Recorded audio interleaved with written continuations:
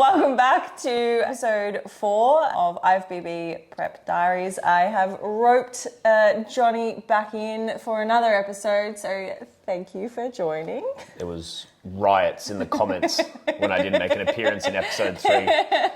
Yeah, ratings went down. I had to get him back in, so... Audience feedback was terrible.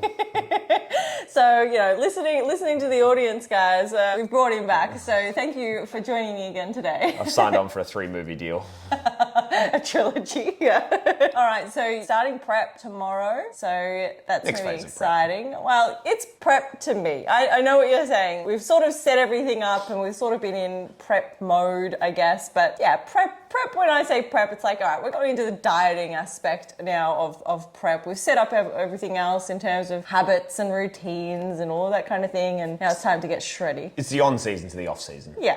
Yeah. It's a year-round sport, though. The off-season is just as important as the prep. If not more important. 100%. Both. I mean, yeah, you have a shitty prep, you're not going to look good on stage, but... Yes, but without a good off-season, yeah, you need the off-season and then you need the on-season. Which is why you're always in prep. Yes.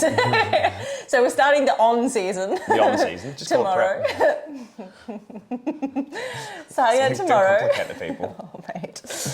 Whew, okay. So starting that tomorrow and reducing calories a bit, but keeping carbs pretty high across the training days, and then just dipping a little bit lower for the rest days. So a bit of a 5-2 split there. So yeah, more or less push the deficit a little bit harder. Not a little bit harder. Start pushing.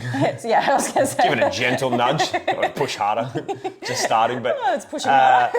More creating a deficit, looking at the whole week rather than any individual day. We want to maximize performance on training days, so we've kept them nice and high, plenty of carbs there, and we just dip a little bit in the trenches on your 2 rest days, moving up to 5 training days as well. Mm-hmm. So we'll dig a little bit deeper on those 2. So for the week, we can create a bit of a deficit. Yeah, but keeping everything else relatively the same. In these last 2 weeks, we've introduced 3 sessions of 20 minutes of cardio. Yeah, which largely more than anything, start building the habit. Start putting in that in the schedule, having time set aside for that sort of stuff. Yeah. There was no whiz bang, let's start smashing cardio and get you shredded or anything. It was, let's start building that habit rather than getting to the end of prep when you're a zombie and going sick. Now do cardio. Now do that. Yeah, exactly. And that's really what this has all been about, is about building up those habits before starting prep. The cardio, the 10,000 steps a day, tightening up all the nutrition, making sure that we are kicking everything off so that we've got a solid foundation to start. It's not prep starts tomorrow, okay, now we're in the mindset of prep. It's like all of those things had to start before. We created the prep lifestyle, now we've just shifted the numbers down. Yeah, exactly. And I think that comes from having those expectations for what we want out of prep, and making sure it's like, okay, I've got these expectations, so because I've got those expectations, I need to make sure that I'm doing all of those right things to meet those expectations of prep. Yeah, it's you work at the end and draw backwards. And we talked about it in one of the episodes where you need to be very clear on what you want out of your prep. And I think we use the analogy of first timers at the ICN versus you have the goal of going and winning the Olympia. Yeah, very different. They're going to have very different demands on your lifestyle in there. So being clear on your expectations of prep and then working back from that to create the lifestyle that's going to be conducive to what you want to see the outcome being. And that gets boiled down to a lot, or you hear it so much, as advice to competitors: manage your expectations. Yeah. Manage your expectations. Any advice for first-time competitors? Yeah, manage your expectations. Okay. But if you ask the competitor, be like, what are you doing? I'm managing my expectations. Great. What are your expectations? To manage them. I don't know. Managing the expectations. I hope someone has it written down somewhere. You got to be clear on what your expectations are. And that could be, I think not a lot of people, but some people have the wrong expectations in the way of they have an expectation to win, or even probably not as common. Like definitely some people definitely have that in the back of their mind, or they really want to win. So they kind of are dipping into, I expect to win, or more commonly, I expect to place, I expect to do really well. You're putting your expectations on all these outcomes that are out of your control. Yeah. Rather, you should be shifting your expectations to, 1, something that aligns with the lifestyle you're going to have to lead for that prep. But 2, something along the lines of, I expect to put myself in the best possible position to win. then you're getting to that day and removing the outcome from the expectation. Yeah, exactly. And okay, just making sure that you're setting yourself up in the best possible way, leaving no stone unturned to make sure that you present in the best possible way you can on the day. And that's it. That's all we can control. That's the only thing that we can do. And as long as we have that expectation, great. That's what you want to get out of prep. Yeah, of course. Because if your only expectation is to stand there, if your expectation is just to get up there first time as ICN or something like that, then the lifestyle you need to create for prep doesn't need to be that over the top. But if you've got the expectation of, I want to put myself in the best possible position to win the IFBB, that's going to come with a different set of lifestyle factors in order to be in that position. They're not going to be the same. So that's why I say start at the end and work backwards. What do you want to get out of the prep? What expectations do you have? So then you can manage it. Yes. Once you know the expectation, then you can manage it. So for you, it was very much, I want to leave no stone unturned and put myself in the best possible position to win the IFBB. Yeah, exactly. And so because of that expectation of myself, that's actually what it is. It's the expectation of myself for this prep, not the expectation of an outcome. Yeah. And so, okay, I've got that expectation of myself that I am going to present in the best possible way. Therefore, I need to set myself up in a certain way so that I can be able to do that. Yeah. And so because of that, because of those expectations, it's like, okay, that now translates in, okay, what do I now have to do to set up for this prep? What is the most optimal I can be for this prep? Or what are the different things I need to do in my months, weeks, and days, broken all the way down to how can I optimize the most important aspects of that, and how do I reduce stress around that as well? Probably a massive factor of prep and is successful, reducing stress. It's a high stress situation. The more you can reduce stress, great. Sleep's another big one. Your nutrition obviously is huge. Training, performance, all of these things. General movement, all of these things. Okay, well, how do we feed back to, how do I make that the best it is possible in there? Yeah. And that's creating a lifestyle that's conducive to it. Yes, exactly. And as I said, I think a lot of people they expect the on switch to happen. They rock up at prep and they're like, okay. All right, now the habits are just going to magically form. I've not even thought about them for the last 6 months, but now I've started prep. Now they're just bang. I will sleep well today. Yes. Exactly. And again, like another thing that we've sort of focused on is around the scheduling of it. It's like, okay, I haven't been in prep yet, but I've made sure that my life already aligns with the prep lifestyle in terms of making sure things are all scheduled in to a certain time on a certain day, and making sure that it's like, okay, I have allocated time for certain things, so that when we come into prep, it's like all of those things are already scheduled. I don't have to think about that anymore. Yeah, and towards the back end too. Some people add more unnecessary stress at the back end of their prep because they're not prepared. You've already put aside now in the schedule, we're not doing 5 days of cardio. We don't know if we'll need to do 5 days of cardio towards the end, but we're prepared in the schedule for it. We've set aside that time. We've set aside enough time for movement each day. You know when your training days are. Then they become expectations of yourself, and then they also become non-negotiable. If Wednesday night's your training night in there, that's not, I'm going to book a dinner in. You're in prep anyway, so you're not going to do booking any dinners. But the point is, you've set an expectation. I'm training then. Kind of thing. Exactly. And for those that don't know, I actually physically got a schedule out. I printed off no one knows that, babe. Well, if you followed my Instagram, you would know because it's been on my stories. I didn't even know that. Oh, fucking I don't even look at this guy. I don't even watch the story now. Rude. Okay. To see my story day, it was great, babe. Yeah. Loved it. Well, I know that a few people watched it at least, because I got some comments from clients who have now adopted the same thing. So get the foot out of my mouth now. Yourself. But anyway, so I have printed off a schedule, and it has got every day to the hour, and I have physically blocked out times. Because if you think about it, okay, we've got 24 hours.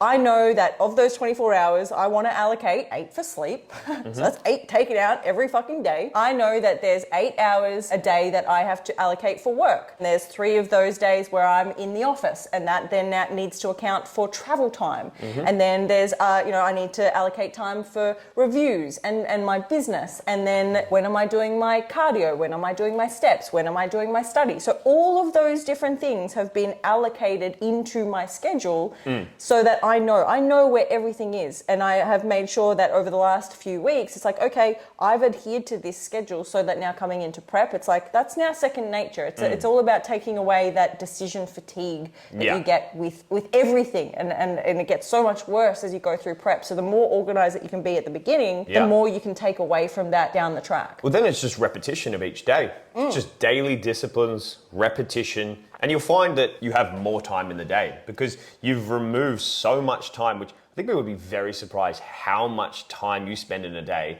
making decisions. Yeah. You think it might be just a split second, like, oh, what are we going to have for dinner? Or what am I going to do for my lunch? You think it's just a short one, but when you go back and add up throughout the day, all the decisions you need to make, if you can remove a lot of them and autopilot it, you're on a schedule, but you have way more time available. Oh, massive. Way more, and less stress. Yeah, exactly. And like going back a few years, I remember, before getting into the fitness scene, I remember how long it used to take me to figure out, what do I want for dinner? What do I feel like? And I'd freaking toss about for an hour trying to figure it out. And if I did figure it out, it was I got to go to the shops and get all the ingredients, or otherwise I'd throw my hands up in the air and fuck it, get takeaway. Yeah. Do you know what I mean? It's just like whatever. Like I can't be bothered thinking about it anymore. It's like scrolling through Netflix trying to decide what to watch. Oh God. But doing that for food every day. Exactly. So you take away that and it becomes quite repetitive, but that's not a negative thing. I think people associate repetitiveness with negativity. No, because you're going through something, prep, that requires that. Yeah. Don't get me wrong. I mean, me, I'm OCD. I fucking love a schedule. So my normal life, yes. But no, not everyone in their normal day-to-day life needs to schedule everything down to the point where they don't make a decision. Do I think it'd be a good idea? Probably for some. Probably. But it's not necessary. It depends on their goals. Then again, prep. Is it necessary? I think person to person, but come back to expectations. You don't want to get to the end and go, you know what? I wish I'd prioritized my bedtimes more and thus had more sleep. Yeah. You don't want to get to the end and be like, I didn't really enjoy that because every day I was so stressed trying to fit everything into my schedule in there. You just want to get to the end and be like, you know what? I turned over every fucking rock. Everything. Yeah. I did it and, I didn't win. You know what? You're going to care. It's going to hurt not winning, but you're still going to walk away with your head held proud. Head held high, proud of what you put into the prep. Yeah, exactly. You're not walking away going, if only I'd. Exactly. And so that's pretty much everything that we've had in the back of our minds, or my mind, coming into this prep. So we've set up schedules, we've set up fucking meal times. We basically eat dinner now at the same time every day. We've set bedtimes. It's a prep house. It's a prep house. Yeah, it's a prep house. And exactly. Good example, I haven't scheduled my life to the 10th degree like you have. No. I'm not prepping, this falls under support as well and what you need for support. But where we cross paths in our prep house now, that we have. So I haven't planned out to the 10th degree of my day, but I know for you, 7 p.m. is dinner time. Yeah. So I've got that in mind. All right, well, I know by that point, that's dinner. Yeah. We've got a bedtime now and our bedtime routine as far as making sure sleep hygiene's, where it needs to be. So that's a part of mine as well. And that really comes from, a bit different because I'm the coach saying this is what you need to do. And then I happen to live here as well. But it would be the equivalent of, anyone else in a relationship going through a prep. You need to explain certain things to them, or family, or housemates, or friends, or whatever it is. You can expand on this for what support you need. It's not enough to say, I need your support. Because of course, if you sit here and babe, I need you to support me in prep. Of course you got my support. Yeah. High five. I don't know what. Let's go. Yeah. Woo! Support. You can do it. Just pumps. And then I'm ordering Uber Eats as you're trying to eat your Spud Light, and then you're like, this is really fucking motherfucker. And I'm like, babe, I support you. Yeah. In there. But if you don't explain to your support crew what that actually is and what you need from them, they're probably not going to. And the vast majority of people are really supportive and they're really excited. Like for the people around you who love and care for you, they're really excited for what you're doing and want to be on the team to support. Yes. But you have to spell it out a little bit. Bodybuilding is not a common sport that people understand the ins and outs and the demands of. you got to be clear with, all right, I need your support, and that's what this looks like. And I feel like we do sort of get a little bit wrapped up in it. It becomes our world, and so we think that everybody else just knows. It's like, you should just know how to support me through this journey. And it's just like, well, no, this is a very, abstract lifestyle for some people. Like none of our friends are really in this. Like, well, I've got some, but mostly they're not in this world. So it's just like, it can be really jarring to their normal life and your normal life with them when you're not in prep. And I remember from last time as well, like I did struggle with that to an extent because I was trying to kind of keep up, catching up with everybody, like right in the depths of prep, because I felt that I needed to maintain those friendships and, to do my part, put in the effort. And I got to a point where it was just like, I am just not keeping up anymore. Like I can't, I was so exhausted, and the idea of being social was just like, the battery was just drained. So it was taken away from the prep. Yeah. And I remember you sat me down, you were just like, you need to let them know. Like, you haven't spoken to any of them. You just expect that they're going to know that you're going through,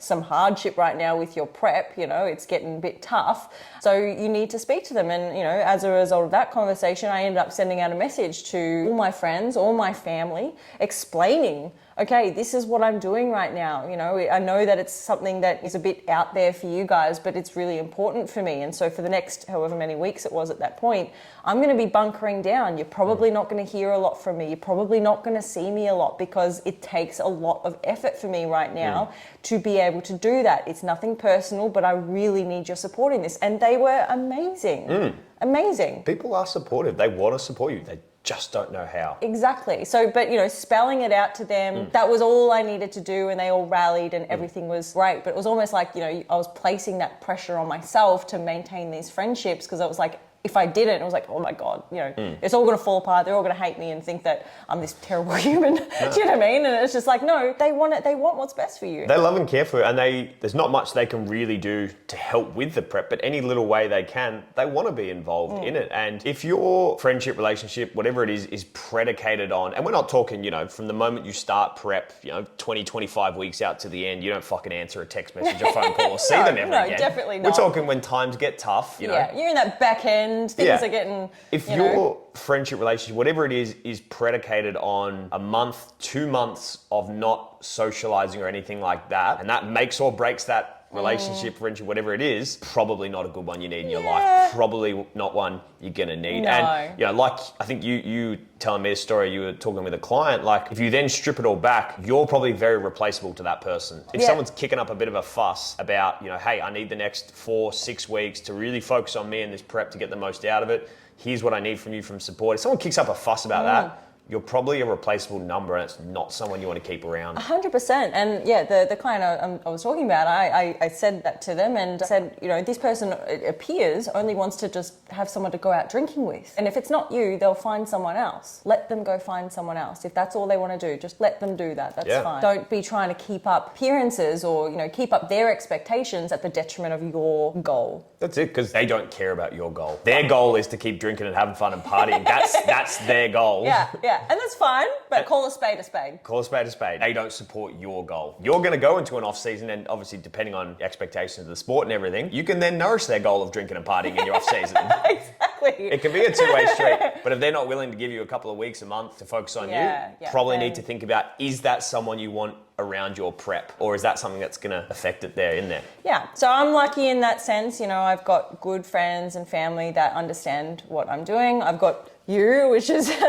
pretty helpful. It is. It makes a big difference to have that in the house. Coming back to things like the sleep hygiene and the meal timings and all those kinds of things that we do together because of that support, it makes a world of difference. And that is all scalable back to the individual. Like obviously me having prepped myself, coaching prep athletes, very familiar with the process, so it's very easy for me to adopt into that lifestyle for your prep. But there'd be a lot of partners out there or housemates of people prepping who that can be quite invasive. If your lifestyle is to have some Uber Eats or to have a bit of a party and things like that, just because you're prepping doesn't necessarily mean they have to change their entire lifestyle as well. But a conversation needs to be had. It's a conversation. Need to meet a middle ground. Yeah, well, I think when you're living together with whoever that person is, there always is a level of compromise. There has to be. Might just mean that person eats Uber Eats in their room.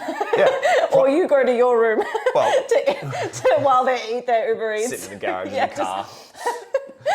No, but a good example for us and where we reach compromise is with you coaching full-time, me coaching a lot of clients, social media, like all of that keeps us very, very busy. Doesn't actually leave a lot of time for, especially as we go into prep then and you can't go out on dates and things like that, doesn't leave a lot of time for us. So that was one thing we chatted about. 7 p.m. is dinner time. You might Instagram the dinner. If it's Instagrammable, put the same meal up for the 7th night in a row. Yeah, look, it's may have to figure out something there. But we know, all right, that, and we then put phones away then. And we generally, watch whatever show we're watching or we have a chat or whatever it is. But we know 7 p.m, all right, cool, that's turned off time kind of thing. And then that's the same thing for going into sleep hygiene. Mm-hmm. So it's like, okay, now we pretty much go to bed at like 9:30 every night. We sort of said 9:30 is the bedtime, and because we've practiced that before getting into prep, I don't need a clock to tell me it's 9:30. It's 9:15. My body's like, bedtime. Off you go.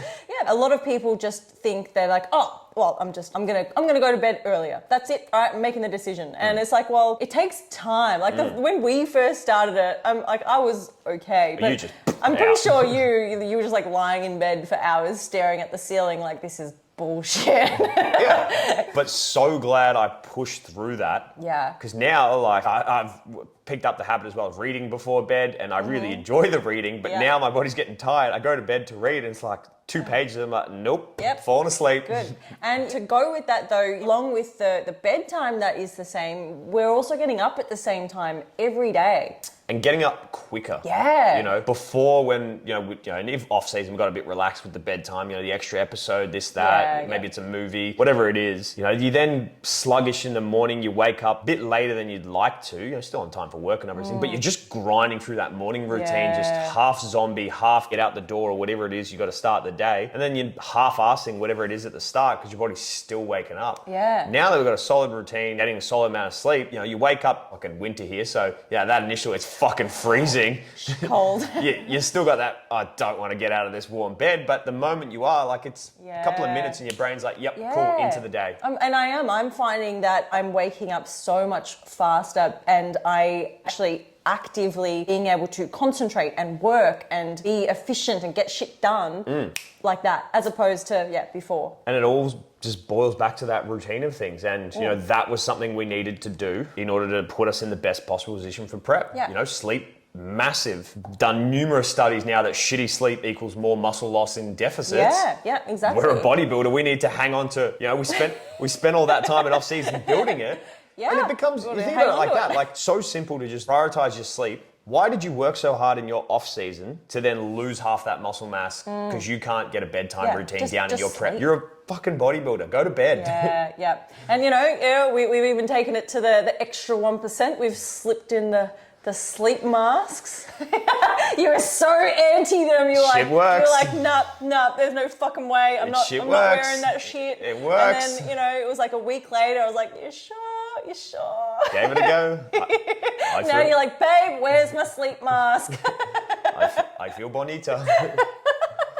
It's true, and now I'm coming over to you on Instagram and be like, have you seen these ones? Oh, this one has earphones in it. I can listen to McConaughey at night with this one. But it works, it does. I've honestly had such a better night's sleep since introducing a sleep mask, and it doesn't have to be anything expensive. I think I got like some $20, silk ones from Amazon. Even because I now went down the rabbit hole of looking up sleep masks. Even the real good ones, they're like $30. Yeah, they're not that expensive, and they play such a big role. And our room is pretty dark already. Pretty dark, yeah. But just even in the morning, where it does start to, the sun is, starting to come up a little bit, just keeping you in that sleep stage for that little bit longer, I find it really does help. But also on the other side, when you are going to sleep, just the act of putting on that sleep mask, I feel, because I was notorious for, I'd lie there for 10 minutes, I'm bored, I'm not falling asleep, I just pick up the phone. Just now having the sleep mask on, it's like a barrier, and I'm like, oh, no, I've got my sleep mask on now, I'm not going to take it off. Like, it's literally just me, slipping it up, but it's like this big action. I'm like, oh, no, whatever, I'll just keep going, I'll just go to sleep. And then literally 5 minutes later, usually I'm fucking zonked. It has actually been really good. So guys, get onto the sleep masks. You're welcome. But yeah, that's really what it's boiled down to, is what are the things we need to do in your day-to-day to have the most optimal prep. That was optimizing sleep. That was having a routine for training days, cardio, steps, posing, so that there was less decision fatigue throughout the day, which led to less stress in the day. You know, you feel like you've got more time in the day now because it's scheduled. Yep. Nutrition's on autopilot now. All Meal of these timing, things. all the same foods, all those things. Down to bedtime, wake up, all of that now is just on autopilot, and it's just now daily disciplines. Yeah. And so that all started well before prep. So now it's like, yep, cool, tomorrow. Yeah. Nothing is changing for me. We're Nothing just is actually shifting changing. numbers. Yeah, literally it's just, okay, eating a little bit less, but all of the habits are there and I'm ready to go. And not only are habits built, they're now functioning and working. You know, sleep is in a good place. It's not figuring that out. It's not testing the schedule and seeing if it works. Because you might set, like if you set a schedule week 1 of prep, you might go through half of that week and realize this doesn't work. You know, I actually can't train at this time, or fuck, when I train at this time on a Wednesday, there's a group of schoolboys in the gym using up every piece of equipment. I'm gonna have to move that session or whatever it is. You know, we built that ahead of time, know it works, put ourselves now in the best possible position. It's now just show up each day. Yep, take each day as it comes and follow the schedule. Yeah. So I think that's pretty much really everything that that I am doing coming into prep. Yeah, show time from tomorrow. Ready to shift some gears. Still prep. It's always prep. It's always prep. Prep is forever. Right, so thanks for joining us, guys. If you've got any questions, as always, drop us a line. Always love to hear from you guys. And if you want to have anything particular covered, let me know. But yeah, thanks for joining, and I'll speak to you soon. Peace. Fucking hell.